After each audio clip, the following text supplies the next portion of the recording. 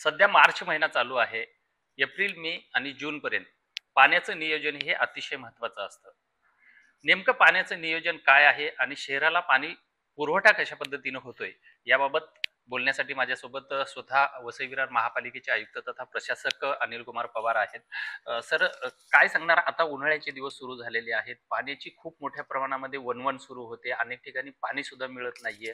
हे कशा पद्धतीनं आपल्याकडे आता सध्याचं नियोजन आहे?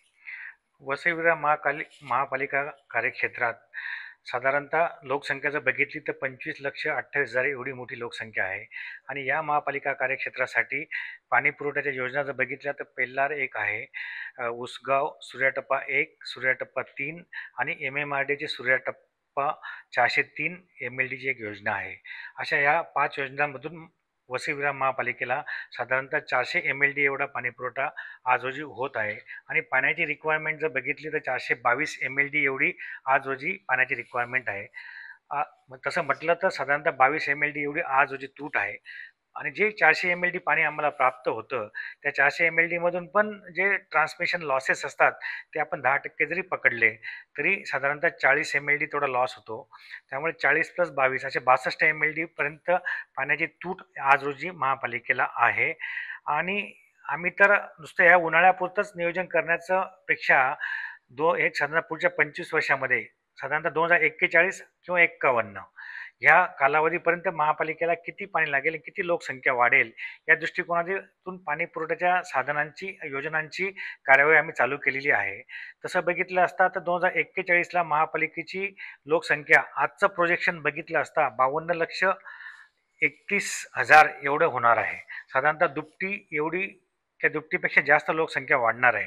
त्यावेळी जर बघितलं तर पाण्याचं साधारणतः डिमांड जी असणार आहे 842 MLD एवढी असणार आहे.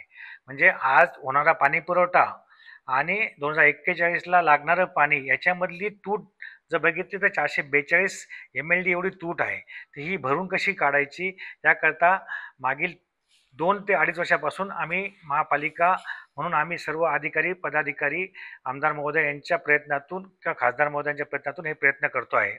यामध्ये सर्वात महत्त्वाचं म्हणजे महापालिकेने स्वखर्चाने खोलसापाडा 2 हे धरण कोकण पाटबंधारे महामंडळाच्या माध्यमातून तयार केलेलं आहे. त्याच्यामधून आम्हाला 21 MLD पाणी प्राप्त होणार आहे. ते साधारणतः ह्या जून 26 पर्यंत आम्हाला ते पूर्ण होईल अशी अपेक्षा आहे. त्याचप्रमाणे खोलसापाडा 1 या ठिकाणाहून 47 MLD एवढं पाणी प्राप्त होणार आहे. आणि त्या धरणासाठी साधारणतः 290 कोटी रुपये एवढा निधी लागणार आहे. आणि खोलसापाडा 2 साठी 135 कोटी एवढा निधी लागणार आहे.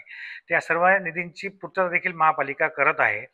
अशा पद्धतीने खोलसापाडा 1 आणि 2 मधून 68 MLD एवढं पाणी प्राप्त होणार आहे. आणि देहरजी हा जो प्रकल्प आहे विक्रमगड तालुक्यामधला, तर हा देहरजी प्रकल्पातून साधारणतः 190 MLD एवढं पाणी आम्हाला प्राप्त होणार आहे.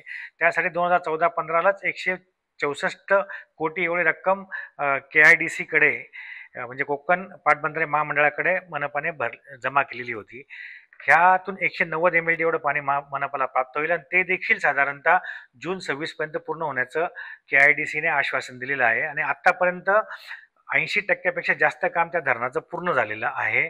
आणि त्या धरणाची सुधारित प्रशासकीय मंजुरी ही 2599 कोटी एवढी आहे. आणि माननीय मुख्यमंत्री महोदयांच्या सूचनेप्रमाणे त्याला तो निधी देखील शासन कोकण पाटबंधारे विकास मंडळाला प्राप्त करून देणार आहे.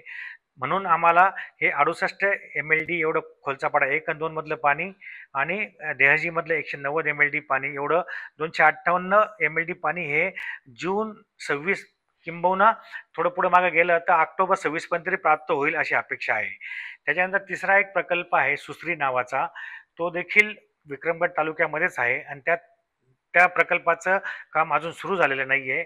परंतु त्यासाठी देखील महापालिकेने 16 कोटी रुपयाचा निधी ऑलरेडी कोकण पाटबंधारे मंडळाकडे सादर केलेला आहे.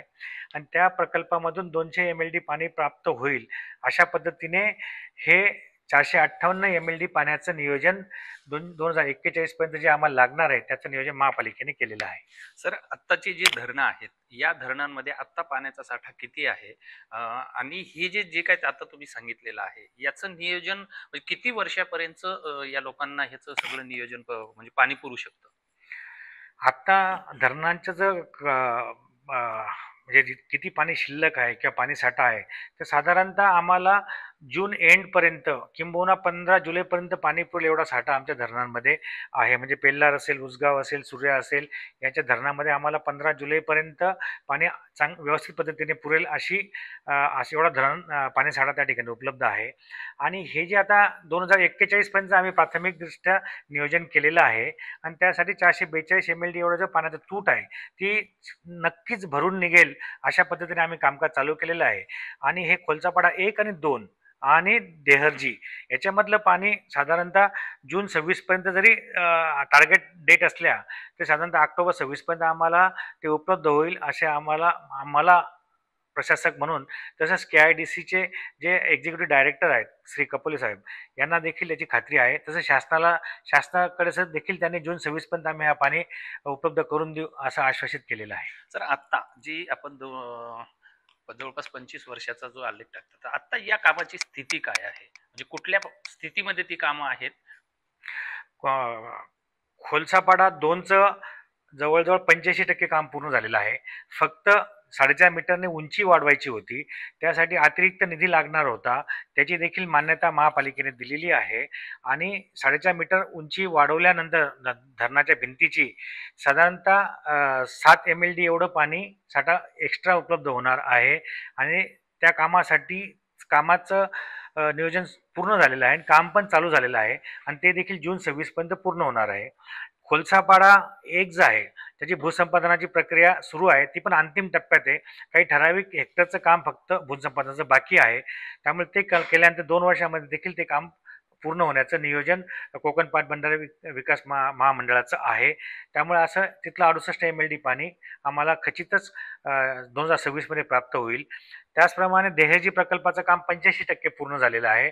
उरलेलं 15% काम आहे फक्त. ते देखील 2026 मध्ये पूर्ण होईल आणि तिथून जे आम्हाला पाणी आणायचं आहे, म्हणजे खोलचापाडा 1 आणि 2 आणि देहजीचं, याच्याकरता ज्या पाईपलाईन म्हणजे ज्या ट्रान्समिशन मेन असतील, डिस्ट्रीब्युशन लाईन्स असतील, याचा देखील DPR आम्ही पूर्ण केला आहे. तो साधारणतः 450 कोटी रुपयाचा असून तो देखील शासनाच्या मान्यतेला आम्ही पाठवलेला आहे. ओके. आत्ता निश्चितच म्हणजे ही जी योजना आहे ही पूर्ण तर झालेली आहे. या सगळ्या गोष्टीच्या बाबतीत नागरिकांना याचा कशा पद्धतीने फायदा होणार आहे आणि आपण नागरिकांना याबाबत काय आवाहन करणार आहे? तसं म्हटलं तर ह्या ज्या योजना आहेत, ह्या अमृत केंद्र शासनाच्या आणि राज्य शासन आपल्याला निधी पुरवत आहे याच्यामध्ये आणि महापालिकेचा 30% साधारणतः बऱ्याच योजनांमध्ये निधी महापालिकेला उपलब्ध करून द्यावा लागतो. तर अशा परिस्थितीमध्ये नागरिकांना फक्त आम्हाला एकच आवाहन करायचं आहे की 30% निधी जो या सगळ्या 7 प्रोजेक्ट आपले असे आहेत की जे फ्लॅगशिप प्रोजेक्ट आहेत आणि ते आपण येत्या 2 वर्षामध्ये पूर्ण करण्याचं नियोजन आहे.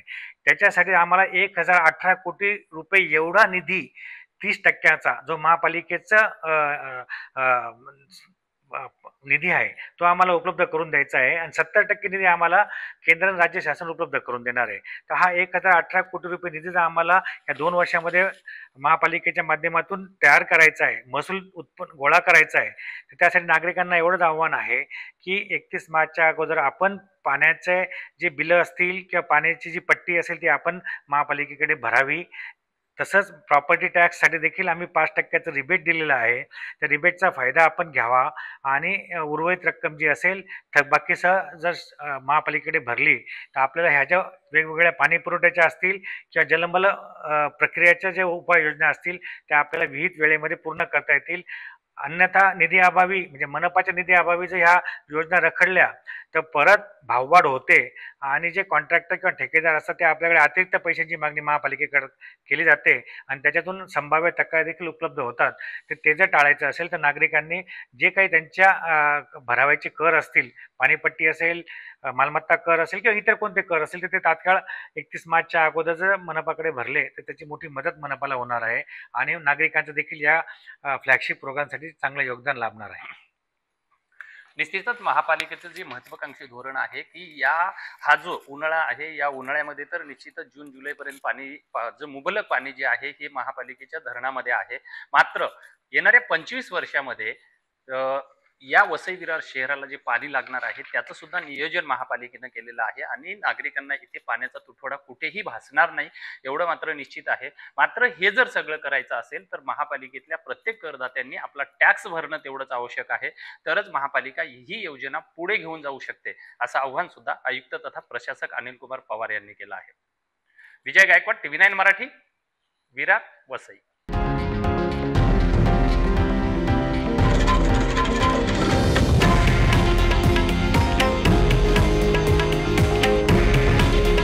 हे आहे देशातील नंबर 1 न्यूज नेटवर्क आणि आपण पाहत आहात TV9 मराठी. काळजी तुमची, हित महाराष्ट्राचं.